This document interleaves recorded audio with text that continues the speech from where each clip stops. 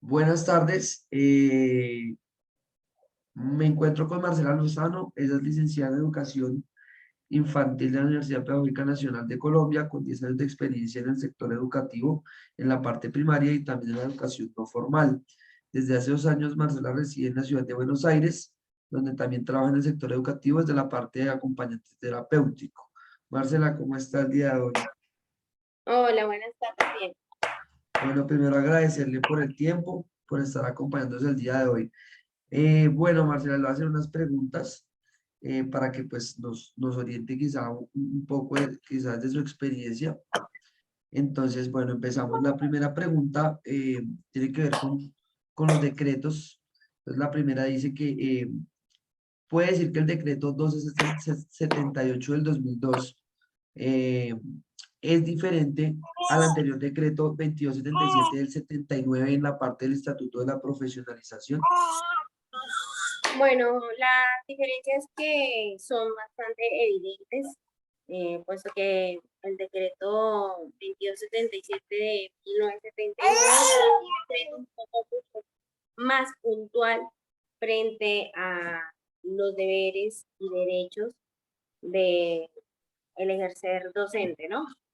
En cambio, actualmente en el del 2002, eh, eso, este decreto amplía los requerimientos que se deben tener para poder ejercer, como por ejemplo la evaluación docente, el concurso y otros ítems que se deben tener en cuenta a la hora de poder seleccionar para ejercer nuestra labor.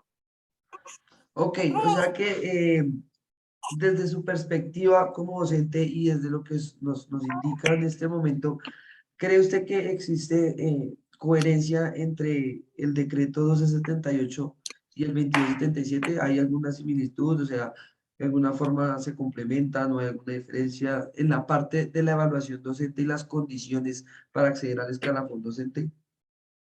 Claro que sí, o sea, sí tiene similitud. La diferencia que hay entre una u otra, como lo decía anteriormente, es que ahora hay más puntos de evaluación hacia nuestra formación. O sea, ahora se busca más la reflexión sobre nuestro quehacer docente. No se queda solamente en lo que tenemos que ir y hacer para trabajar, sino también cómo nos estamos manejando nosotros, cómo nos estamos preparando, cómo estamos afrontando las distintas situaciones y por eso estamos hablando de una evaluación. Ahora no solamente nos pensamos en el qué hacer, sino también cómo voy a afrontar ciertas situaciones y de qué manera me preparo eh, para el hacer, ¿no? Ok. ¿Cree usted que estos dos decretos de los que estamos hablando están inclinados a favorecer la educación pública o la privada? ¿Qué cree usted? Sería como muy difícil decir si favorece a una o a la otra. Lo ideal es que esté favoreciendo a ambas, pero considero que de alguna forma está más pensada hacia la educación pública. Eh, Precisamente algo muy puntual es el hecho del ejercicio del concurso docente, que para poder trabajar en una institución educativa pública es necesario inscribirnos para poder trabajar allá. Entonces creo que es una manera de beneficiar a la educación pública para poder seleccionar al personal más adecuado para. Ok, entonces desde eso que usted nos indica, ¿cree usted que existe alguna ventaja o desventaja entre un docente de institución pública y uno de institución privada? De alguna manera, sí, considero que sí hay ciertas diferencias.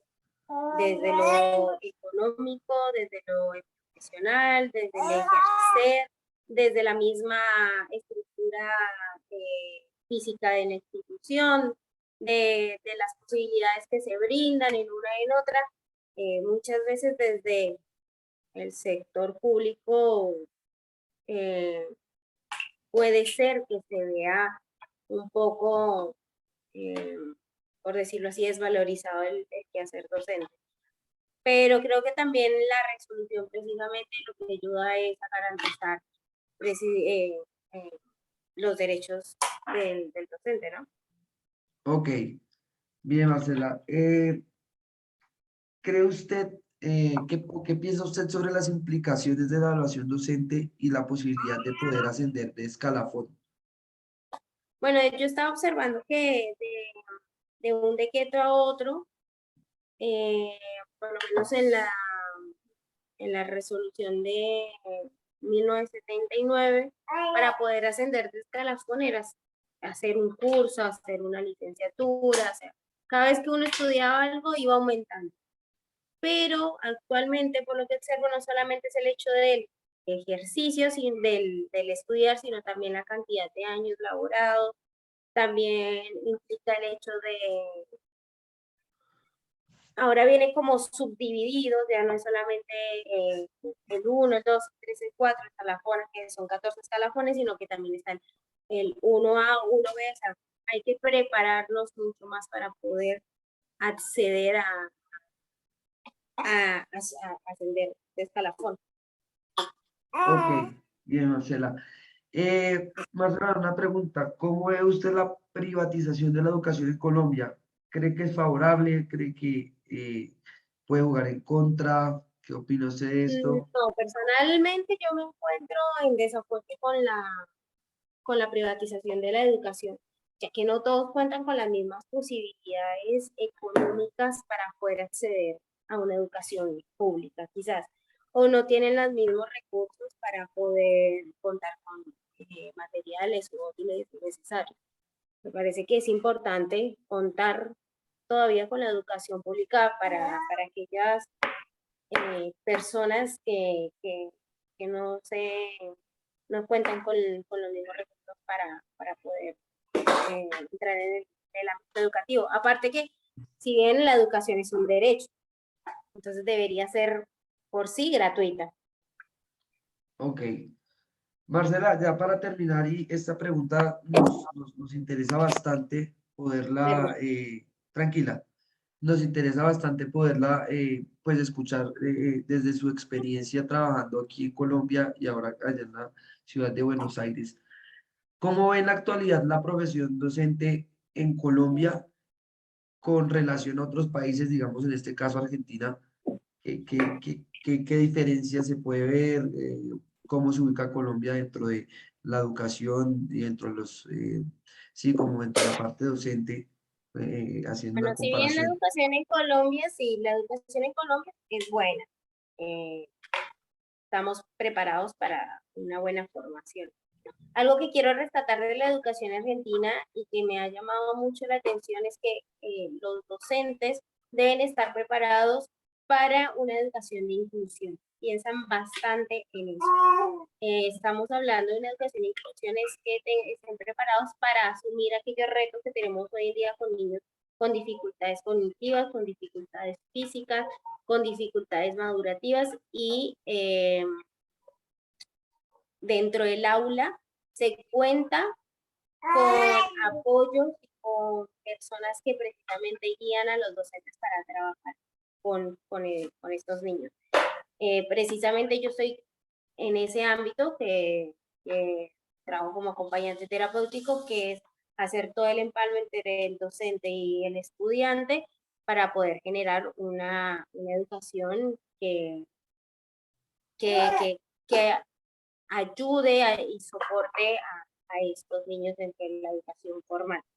Eh, y otra cosa aparte también es que en la educación argentina también está como muy comprometida, eh, siempre como a avanzar, a prepararse eh, para los retos de hoy en día.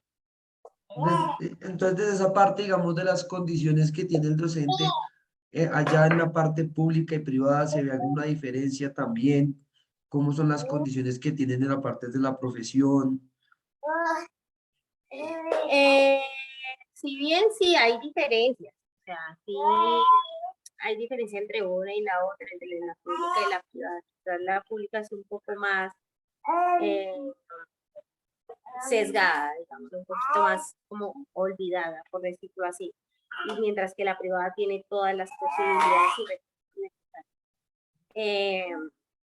Pero considero que la educación en sí, en la formación docente, apunta siempre a las mejores oportunidades de formación. Ok, Marcela. Bueno, Marcela, interesante todas las respuestas que nos da y la perspectiva que nos aporta desde su parte profesional y desde su experiencia. Agradecerle por el espacio, por el tiempo. Y nada, esperamos de pronto más adelante poder hablar de nuevo. Muchas gracias, Marcela, por sus aportes y por el tiempo prestado. Vale, muchas gracias. Vale, hasta luego. Adiós.